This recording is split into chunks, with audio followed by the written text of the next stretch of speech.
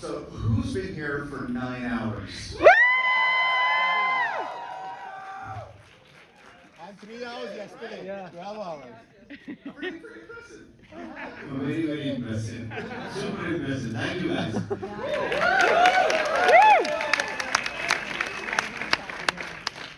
So I'll keep my piece short because we have a lot of people here who has questions. Like a lot of us have questions. So we'll get to you. But this is like a dream come true for me. Certainly. Yeah, for me. I feel like we're in the same boat here. And so, how do you feel? Like my first question, like, how do you feel about being here and witnessing? And it is like completely surreal from yesterday, from last night to now. It is like, no, I can't find words. So it's really, really. It's a Q&A, you have to find words. Okay, what can I say? I want more. Okay. Yeah!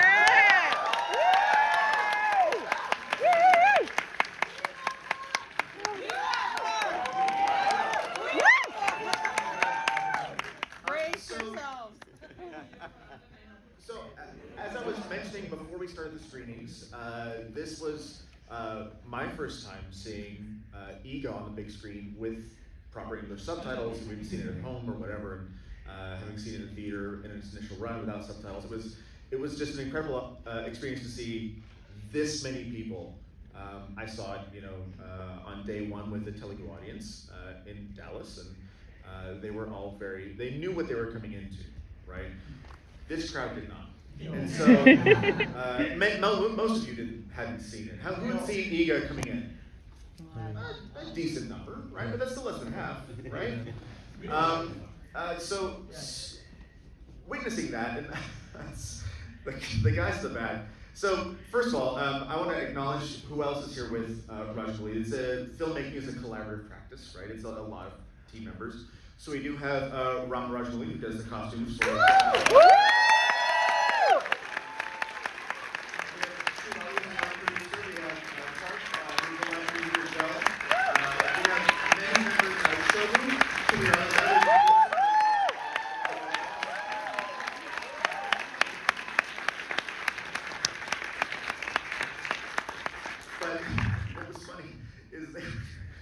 we were watching EEGA together. I was way in the back with us or whatever, and they told me outside that I was the most excited person in the room. And it's because, I've seen this movie so many times, and it's not just the joy of watching all of the most insane, awesome things happen. It's the joy of watching it with all of you guys out here. So that's just, it's amazing. So, one of the things that I really, really, truly love about your films, and just having finished BAAHUBALI 2 now, is the fact that you're able to, there are no loose ends in a Rajamouli film. Anything that is set up pays off. Every single thing. And so how important is that in the writing process? Okay, it's very important. The way I work is like I have the high points, and there is a path that is leading to the high point. So in this path, I try to make it as interesting as possible. So I create those small nuggets or whatever. And in that process, I try to connect these nuggets to the bigger high points that comes later. It's a kind of writing process that we develop over the years. So I love it a lot, but I think there is one loose end in BAAHUBALI 2, which says, as the rolling tide goes off, so a small kid asks, so Mahendra Bahubali's son will become the next king, right? He said, because Bahubali's son has become the king, so the king's son will become the son, and the priest answers, how do I know? It is the Lord Shiva who decides the thing, so that's the kind of thing which is saying that there is more to the story.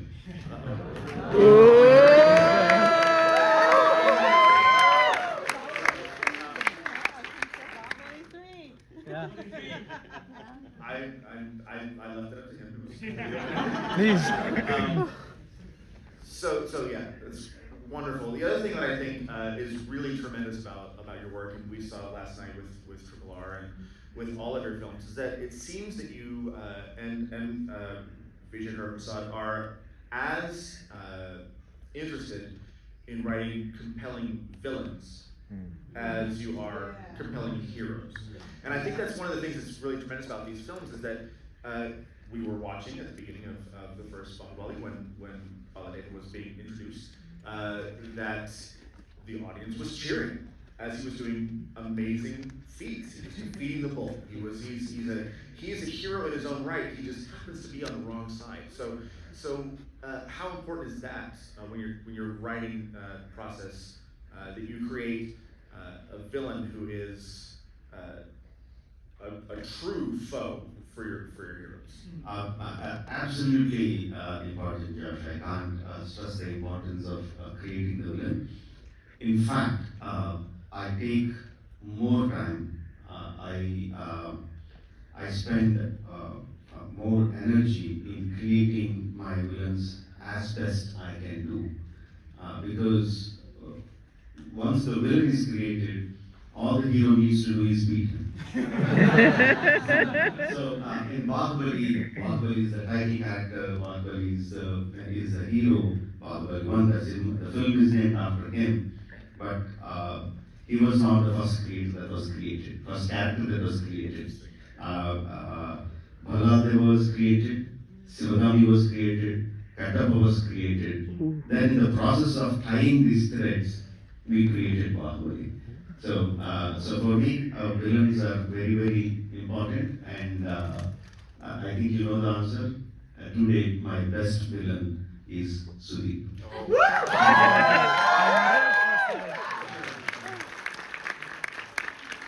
Coming to here, almost because I also don't see, like you were saying, Baladeva as a complete villain. He is opposite to hero, not hello. Uh-oh. We lose something? Oh. It's both of us. Damn! No, I'm dead too. There's a red mic behind. Speak loudly. It's alright. Yeah, that's the point. I can do that. We can talk, yeah, until we get it fixed. Sure. Okay. So also that because Ballal Deva is not like a real villain. He is like an opponent to Bahubali. But Sudeep in EEGA is the real. No. Yeah. Hello? Oh. I was ready. Okay, hold so on. Ballal Deva was the Sudeep was the kind of villain that you really want to kill that guy.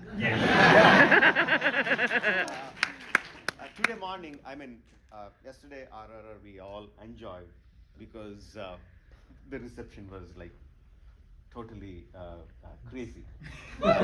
Even I came here, Bahubali 2, I couldn't watch Bahubali 1, Bahubali 2, I was watching with the audience. It was exhilarating because I was watching with the audience, I was watching the reactions.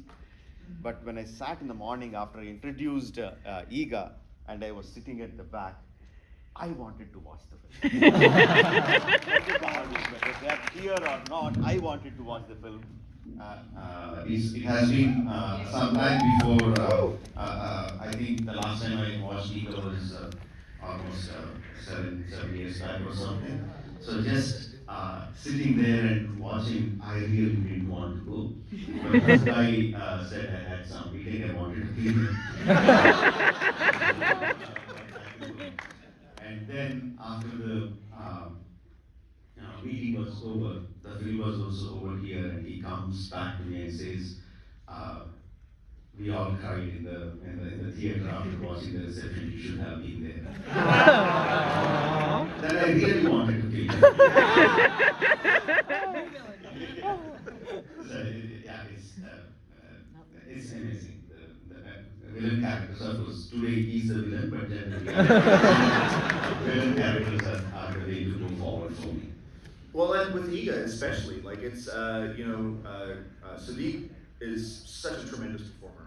And the fact that not only is he he's essentially the lead. Like, Nani is there and he's great, and Samantha's there and she's great, but Nani's gone after half an hour or whatever. And so you have that performer who's not, if you didn't know, not a native Telugu performer.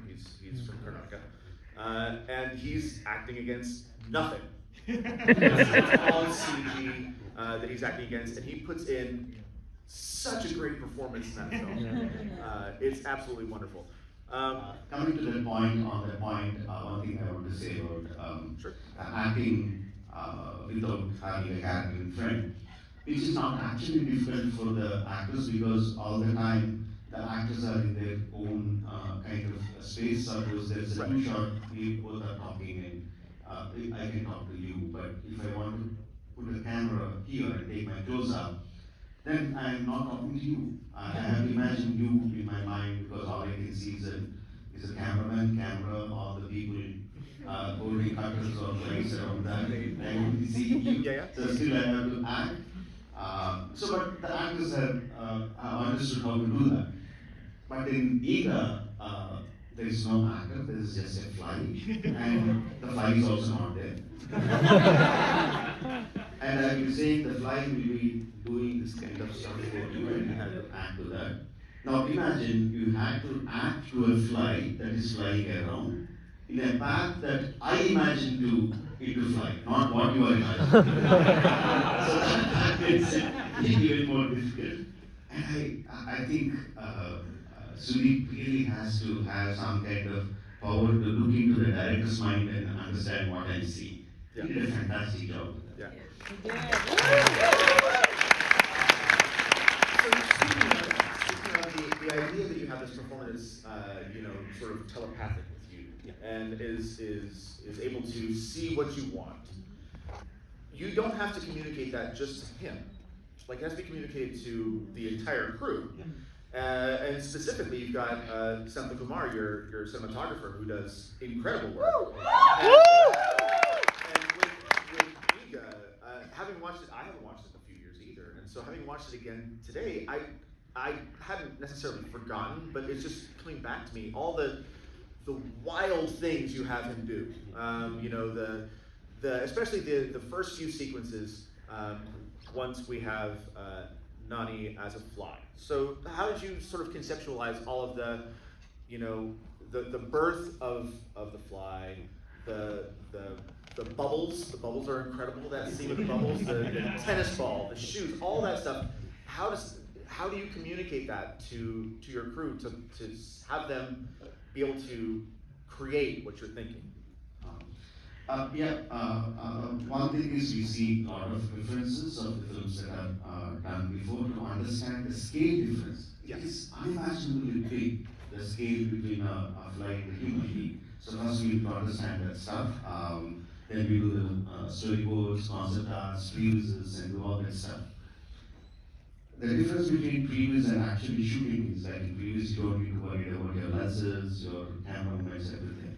But now when we get to the real shooting spot, so in previews the camera can go as low as possible, but in real life the lens will restrict your movement and how low you can go. So obviously even the camera lens is much bigger than a fly, right?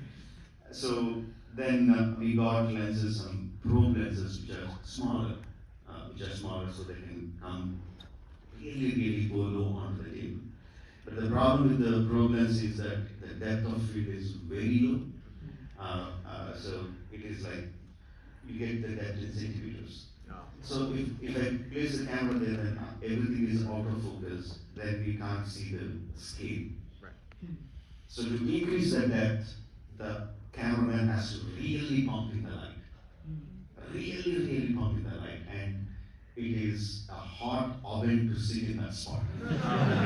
All the lights burning there, so we set it up, and literally the makeup man, everyone had to be ready with cold towels for sleep and something.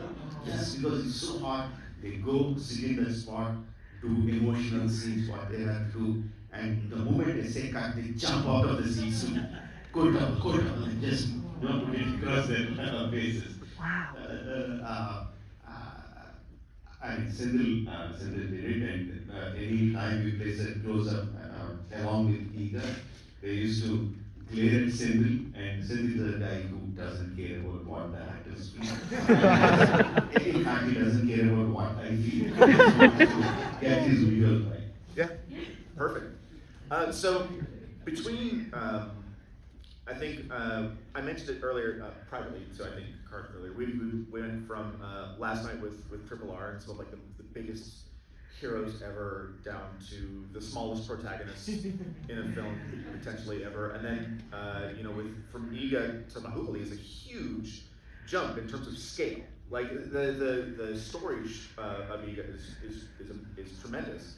But then you go from that, a film where you have, if you're not familiar with Telugu films, you have essentially no big name stars, right? Nani was just starting out, Samantha was just starting out. And then you go from there to BAAHUBALI, which is a quantum leap in terms of scale and budget, I would assume, also, the production scale. I mean, I was there for a day on the set of BAAHUBALI, and it was huge. So how was that adjustment? I mean, because you've done with Magadir, October 21st, come back to see us. So with Magadir, you had done sort of a dry run, a practice of this sort of period epic thing, and just to see how it worked, and it worked out really well, obviously. So how is it to scale that up to not only a feature, but this immense duology of films? From the beginning of my career, I thought if I get a very big successful film, I shouldn't immediately jump on that big film because everyone will expect me to do the same thing what I did in the previous film. So if I keep continuing that, then I'm making the same film again and again, essentially. So when I got my first big hit, Simhadri, my second film, I could work with any top star after that film, but I chose to work with students, college students, and picked up a game of rugby which no one knew in India, and made a film called Size. Then again, when I got Magadir, the biggest blockbuster at that time, instead of going for another big film, I did Maryadamana. Then came EEGA. Interestingly, EEGA was supposed to be shot on, I forgot the camera's name, there used to be one small camera, a video camera. My idea was to shoot with that. Then I thought I would shoot the film in 30 days, and the budget was, what we estimated was below 1 crore.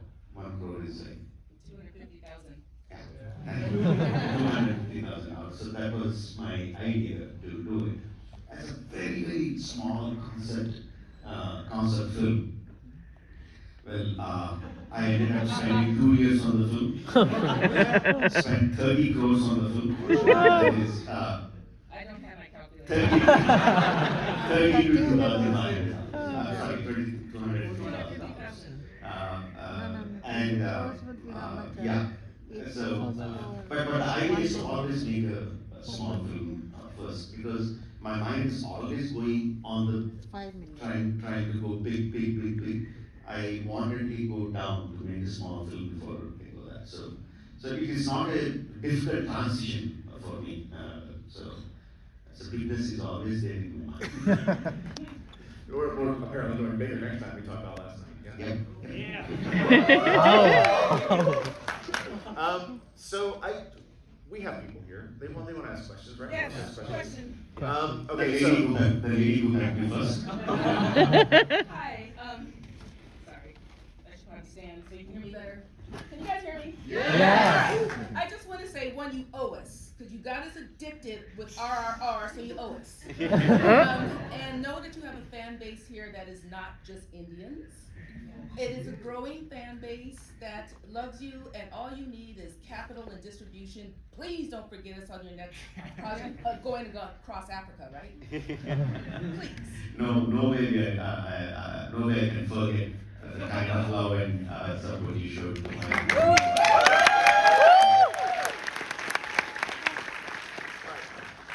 Real quick, before we start taking questions, they must be questions. Thank not you. Statements. Okay. We know you love the film. You're here, so thank you for that. We appreciate it, correct? Yeah. Absolutely. So questions. I'm gonna go here in the black shirt. Yes. Thank you. Sorry, my voice is very hoarse from cheering for 9-10 hours. We'll forgive that. Thank you so much for coming to America and gracing all of us. Your characters, Sivagami, Devasana, there's like incredible, powerful female characters in this film that are not just beautiful and smart, but they're clever and cunning, and they're just slicing. Who are your inspirations for these amazing, powerful women? You said clever, cunning, and Smart and all. And slicing. Basically from the childhood stories. Love and empathy, and they're powerful. Like nothing beats the love of a mother. okay. Yes. Hold on, real quick. Your wife is in the room.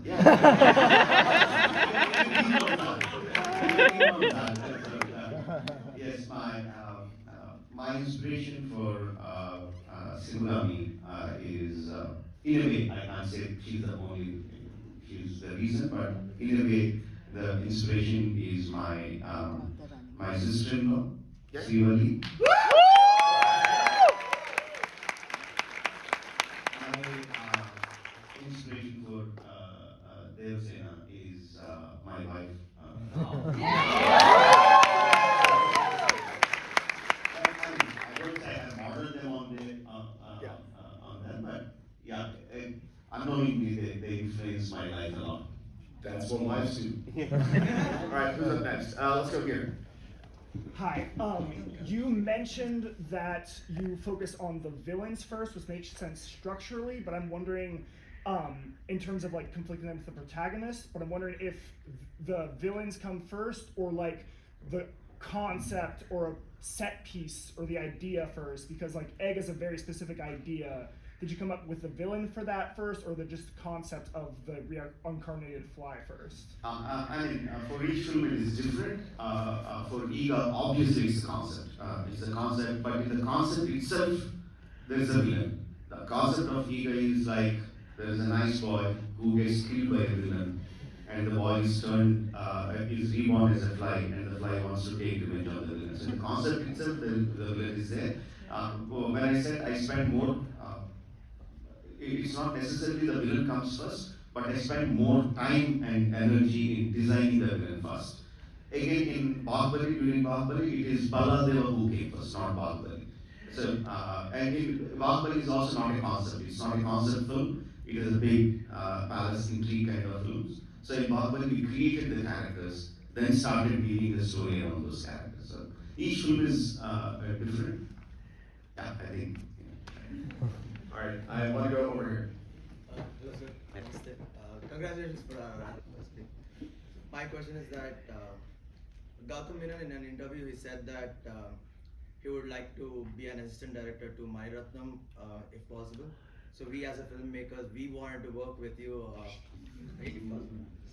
But if you want to be an AD to some director, I want to rule out Mel Gibson and Puri Jagannath. So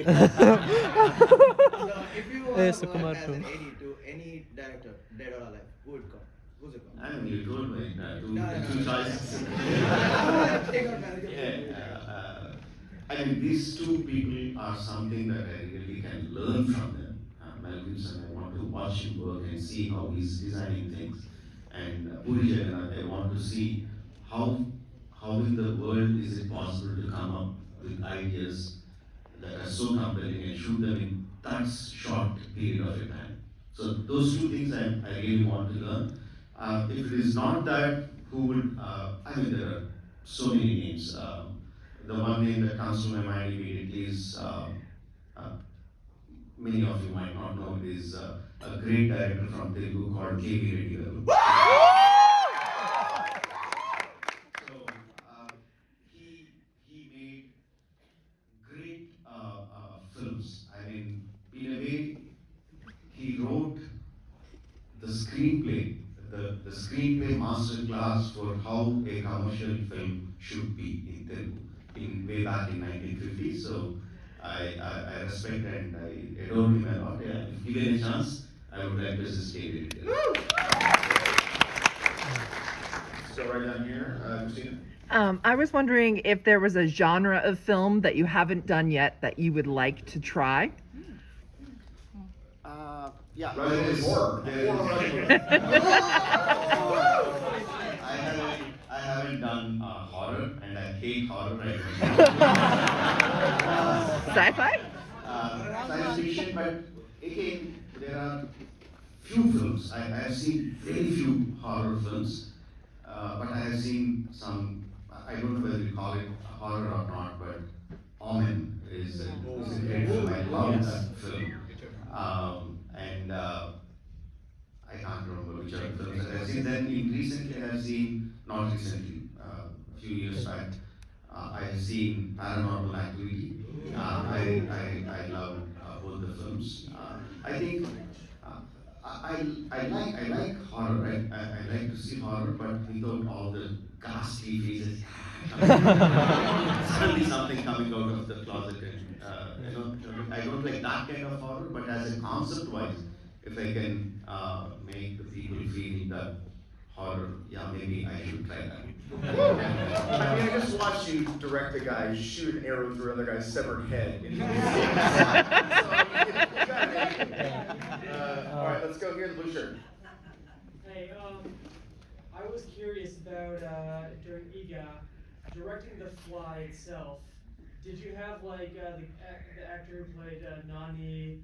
Did you use him at all to like direct the CGI fly, or how did you do that? No, I didn't do that. Interestingly,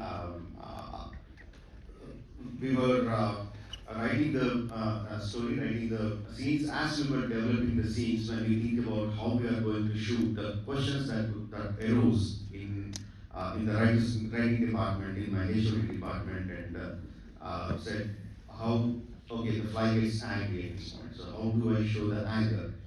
So the most obvious thing everyone suggested was that, okay, you go very tight close to the fly and we show Nani's face posted on the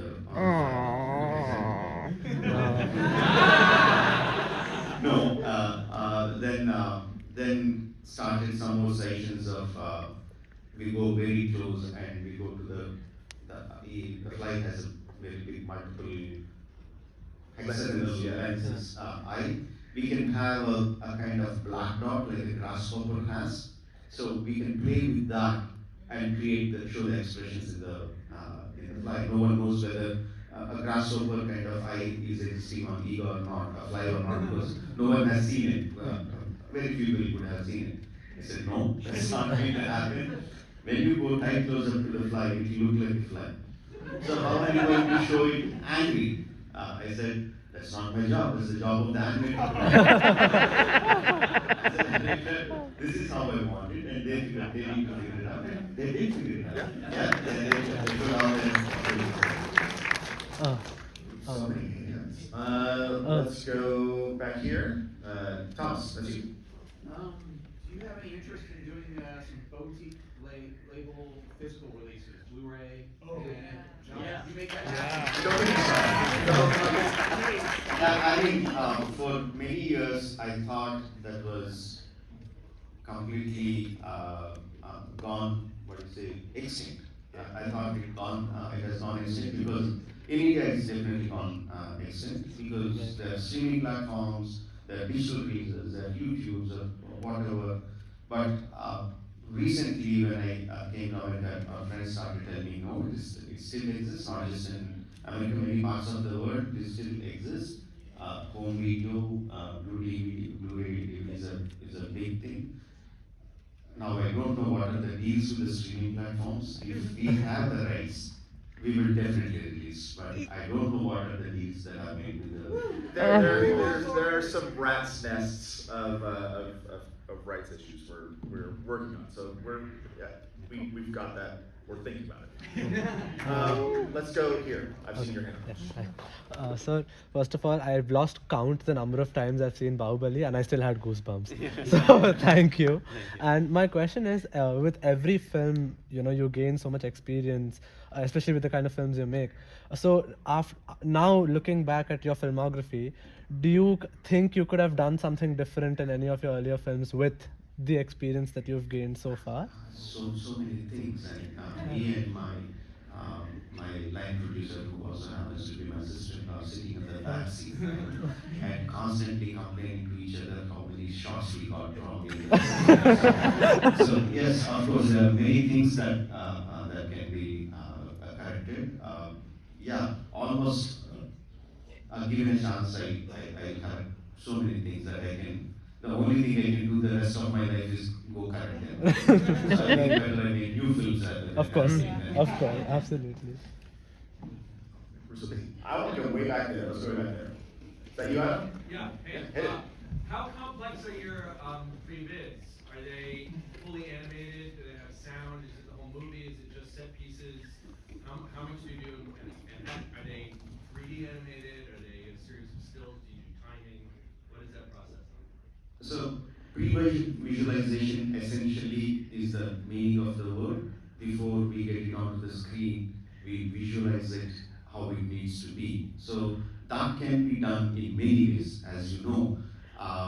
We do a lot of pre-vis. Sometimes it's concept art, sometimes it's storyboards, sometimes it's animated storyboards, sometimes it's pre-vis. Previs usually is not a very low poly mode, but at the same time it's not very high quality also. It is just enough to for everyone to understand what is the kind of lens, what is background, what is the actor doing, to understand that. We do a lot of stunt twists, especially when it comes to the action sequences. We get our stuntmen to perform the whole stunt sequence. Not one shot will be shot without doing on the stunt twist first. So, and most interestingly is that if it's a simple scene, even if it's a simple scene, I will make my ADs act the scene and place my camera, shoot it. So that's also pre-visualization. We are pre-visualization. So I think we have made the film at least 99% completely on previs before it's actually shot. The complexity of previs, I think just 1 or 2 episodes, just to get the hang of it, we go for the high-end previs. On YouTube, you can find the high-end previs we have done for Bean's introduction, when the tiger chase. That's the extent of high-end previs we go for, but we do that for very few scenes, not all. I want to go back. Let's see. I got back way back here. And check your shirt. That's you. Hit it. The music in your film. Sorry, I'm hoarse from cheering. We'll allow it. The music in your film is incredible. When does the scoring get involved? Is that all later, or are you building sequences to match some of the themes that you get early on? Again, I think it looks like all you guys know everything about me and my films, but for people who don't know, the music director of all my films happens to be my elder brother. Oh wow!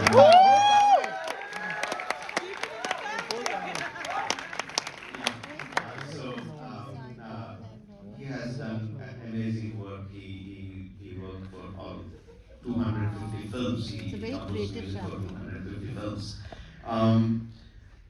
There are two components of Indian films. You notice that there are songs and there is background score. You're essentially asking about background score. I love working with my cousin, with my brother on the background score. So I'm very particular about what kind of music I need, where it should start, how it should end, and I give him very little freedom in doing so. And there are times when we pre-recorded the music. For example, Bahubali interval sequence, the whole coronation sequence. The music was pre-recorded, and we shot the whole scene for the music.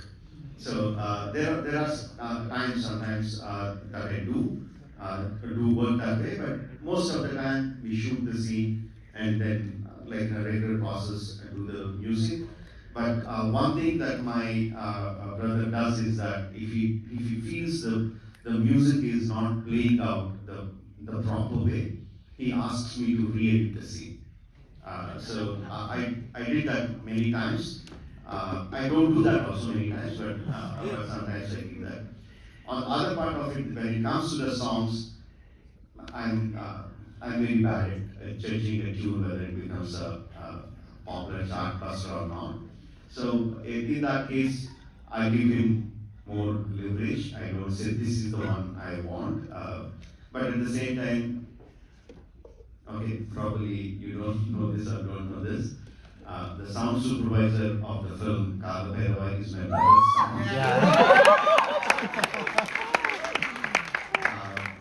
So, Kartikeya, Kala Bhairava, the children in the family, they help me a lot in selecting the tune that is right for for that particular situation. Awesome. Yeah. The only person that we completely disregard when it comes to the songs is my wife. She hates music. Sorry, Mama. Alright, let's way in the back. I see you. Yes, with mask. Oh. Yes, hit it. Yeah, thanks for putting cinema on the map. I really enjoy your films. I noticed in your films, Hinduism is beautifully portrayed. I'm not a Hindu, but I really enjoy it and I find it very inspiring. My question is, how deliberate is it, or what's your approach? There are two things. Many people think Hinduism is a religion. It is in the present context, but before Hinduism, the religion, there existed Hinduism, the dharma. How do I say? The way of Philosophy. life. It is a way of life. It is a philosophy. So, if you take the religion, I am also not a Hindu. So, if you take the dharma, I am very much Hindu. Yeah. So when I portray in the film, what I'm portraying is actually a way of life that existed for many centuries or eons behind. So I try to portray that. If you see RRR, when Ram Charan, after he turns into almost before you see him in that same Krigeta, he utters a Sanskrit verse. No, Karmanyevadhikarasya Mahaleshwarashana is a Sanskrit sloka from Bhagavad Gita. You can look at it as it is Lord Krishna has told Arjuna, so it is Hindu religion verse. But if you look at the meaning of it, the meaning of that is what's being taught for Indians, irrespective of their caste, where they're born, how to live their life, not look at the result of what you do, but looking at the effort that you put in. No, that is what Hindu Dharma says. So I am a follower of Hindu Dharma. Alright, we are getting the wave. So we have one question left. You have really good, you all think you have really great questions. Of course you do. Alright, we'll go. Yeah, sure. Make it good. Make it good. That's the question? I specifically said no statements. No, that's the question. He's actually asking how am I doing? Okay. So, basically, I thought there won't be much people since 2016 movie. I thought I can have 3-4 questions, but I don't have that space. So I picked one great question, which I think that's a good question. So it's not uncommon in our Indian films to show our heroes like superheroes who can do like superhero things, right? So when the movie is hit, nobody talks about or nobody trolls anything about it. When a movie fails, everybody starts trolling about it. So how do you take a call on that? How do you make your judgment call? How far or what extent you can go to show your hero with all the superpowers, what he can do, like jumping from 100 feet, 200 feet, or pulling up the cranes and all that? I mean, Superhero heroes. Bahubali 1, in the beginning, I have seen the hero who is trying to climb a waterfall, and he's been failing multiple times. So I introduced hero failing in an attempt, which is not common in Indian films, right? But after some time, you see him succeed. So what is the difference between that and this? He has the practice and he trained how to do it. No, he didn't train, right? He was the same, but only this time he's charged by an emotion called love. So when a human being becomes emotional, he does things that are completely out of his bounds. And we have multiple examples in real life of what human beings did when they're emotionally charged. So what I do is like, how can I make him emotionally charged? So that is what I worry about, not the reception. Karmani Vaidharasya.